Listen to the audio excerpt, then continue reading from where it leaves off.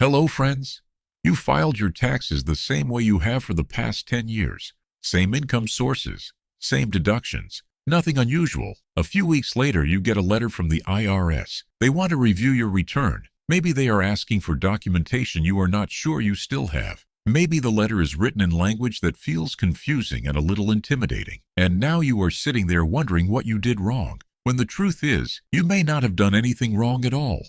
The IRS is flagging a specific set of items on senior tax returns in 2026, and most of the people receiving those letters had no idea their return contained anything worth a second look. What is happening with IRS reviews of senior tax returns in 2026 is not random and it is not personal. It is the result of expanded automated screening, new reporting requirements, and a significant increase in cross-referencing of income data that is catching mismatches that previously went unnoticed. Most of the issues being flagged are resolvable, but only if you know what triggered the review, what documentation you need, and what your rights are. That is exactly what I am covering today. The IRS does not manually read every tax return. It uses automated systems that cross-reference what you reported against data submitted by third parties, your bank, your broker, your pension administrator, and the Social Security Administration. When the numbers do not match, a flag is generated automatically. For most of the past decade, the IRS focused its enforcement resources primarily on high-income filers and business returns. That has changed. In 2026, the IRS significantly expanded its automated screening of returns from Americans over 65. The reason is straightforward. Seniors typically have more income sources than other filers. Social Security benefits, pension payments, required minimum distributions, investment income. Each of those streams has a corresponding third-party report going directly to the IRS. The more income sources there are, the more opportunities there are for a mismatch to appear. And here is the important part. The mismatches the IRS is finding most often are not the result of fraud or intentional errors. They are the result of genuine confusion about which income is taxable, how much of it is taxable, and how to report it correctly. These are legitimately complicated areas of tax law. Getting them wrong, even accidentally, can result in notices, penalties, and interest charges that add up fast. Let us go through the most common triggers one by one. Knowing what the IRS is looking at gives you the ability to check your own return before a letter arrives. The first and most common trigger is Social Security benefits. Many seniors believe their Social Security income is not taxable. For some people that is true, but for many it is not. Whether your benefit is taxable depends on your combined income, your adjusted gross income, plus any non-taxable interest, plus half of your Social Security benefit. If that total exceeds $25,000 for a single filer, or $32,000 for a married couple filing jointly, a portion of your benefit is taxable. Up to 85% of your benefit can be subject to federal income tax, depending on how high that combined figure is. The IRS receives a form called SSA 1099 from the Social Security Administration every year, showing exactly what you were paid. If the taxable portion is not correctly reported on your return, the mismatch is flagged automatically. The second major trigger is required minimum distributions. If you are 73 or older, the IRS requires you to withdraw a minimum amount from your traditional IRA, 401k, or other tax-deferred retirement accounts every year. These withdrawals are fully taxable as ordinary income and are reported to the IRS by your financial institution on a form called a 1099-R. If your return does not include the amount your financial institution reported, the system flags it immediately.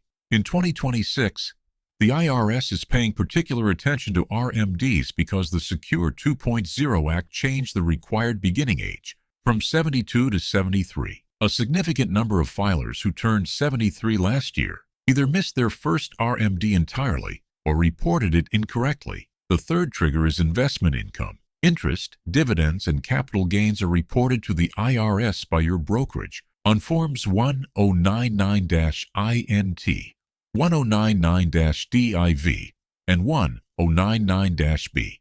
If you sold any investments during the year, even if you did not think of it as a taxable event, that sale was reported Errors in cost basis reporting, particularly for investments purchased many years ago, are one of the most common sources of mismatches the IRS is finding on senior returns right now. The fourth item involves pension and annuity payments. These are also reported on 1099-R forms. The tax treatment depends on whether contributions were made with pre-tax or after-tax dollars. Seniors who contributed after-tax dollars over their working years are entitled to recover a portion of each payment tax-free under what the IRS calls the simplified method. If this calculation is done incorrectly or skipped entirely, the return may show the wrong taxable amount, and that discrepancy gets flagged. The fifth area is charitable deductions.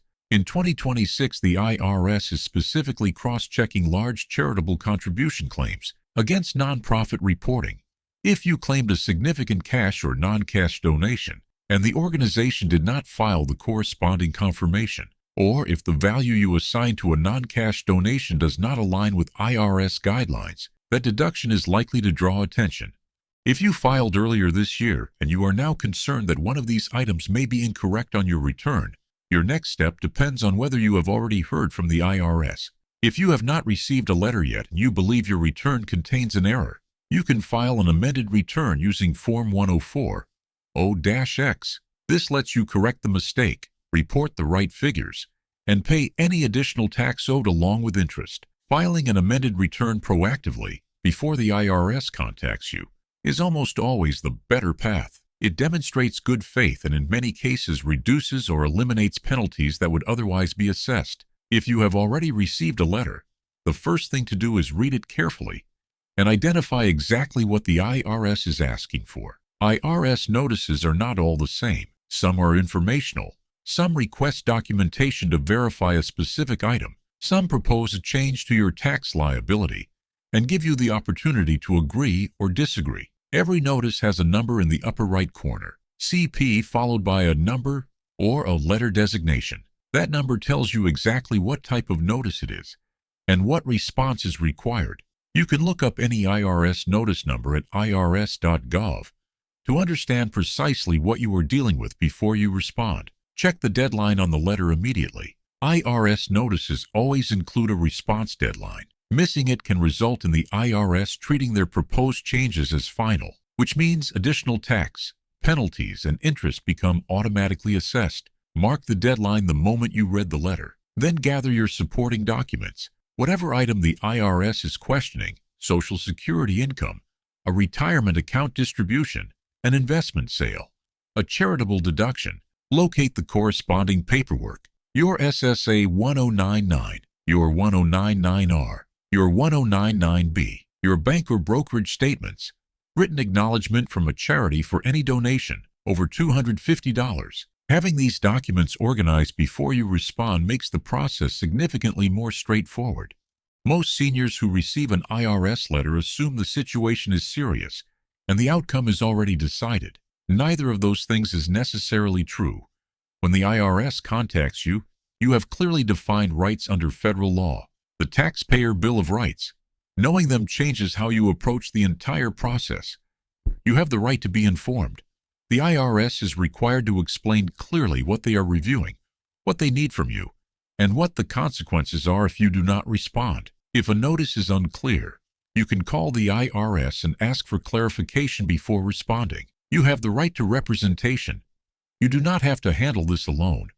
You can authorize a tax professional, a CPA, an enrolled agent, or a tax attorney to communicate with the IRS on your behalf using Form 2848. Once that form is on file, the IRS deals with your representative rather than directly with you. You have the right to appeal. If the IRS proposes a change to your return and you disagree, you do not have to accept it. You can request a review through the IRS Office of Appeals, an independent body within the IRS that handles disputes. The appeals process is free and resolves a significant percentage of cases without going to tax court. And you have the right to a payment plan if additional tax is owed, and you cannot pay it all at once. The IRS offers installment agreements that allow you to pay over time. Entering a plan stops the most aggressive collection actions and gives you a structured path forward. If you cannot afford professional help and your dispute meets certain income thresholds, Low-income taxpayer clinics provide free or low-cost assistance. Search Low-Income Taxpayer Clinic at irs.gov to find the nearest one to you. Whether you have already received a notice or you are simply being proactive, a few specific habits significantly reduce your exposure to IRS scrutiny in future years. The most important is to match every income source on your return to a corresponding document before you file. Collect every 1099 you receive.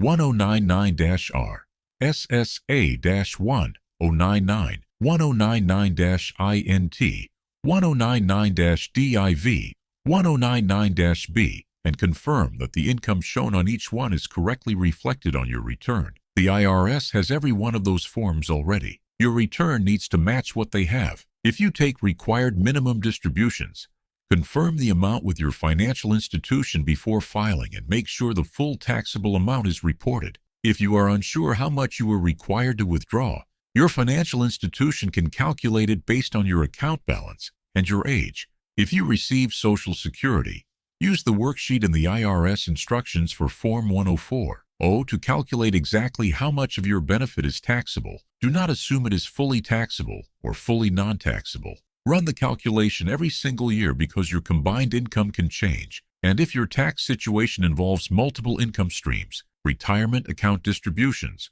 or investment activity, working with a qualified tax professional at filing time is worth the cost. The fee for a competent preparer is far less than the cost of penalties, interest, and the time spent resolving an IRS notice after the fact. Let us bring it all together.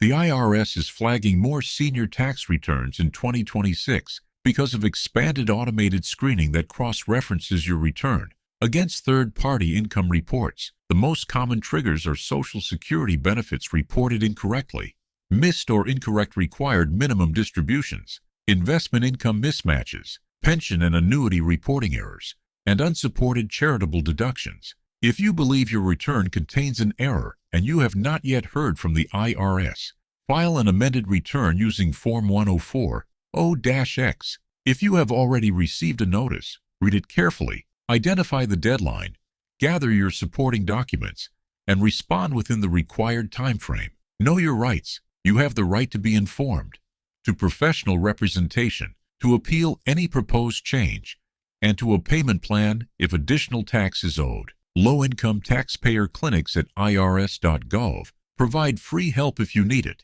and going forward, match every income source to a document before you file. That one habit eliminates the most common triggers for IRS review before they ever become a problem. If this video was useful, please subscribe and turn on the bell. Tax rules that apply to seniors are more complicated than most people realize, and they change every single year. What I do on this channel is take those changes and explain them in plain language, so you always know where you stand before a problem develops. Subscribe, so you never find out about something important after it is already too late. And if you know someone over 65 who has received a letter from the IRS recently or is worried about their return, share this video with them. The right information at the right time makes all the difference. I will see you in the next one.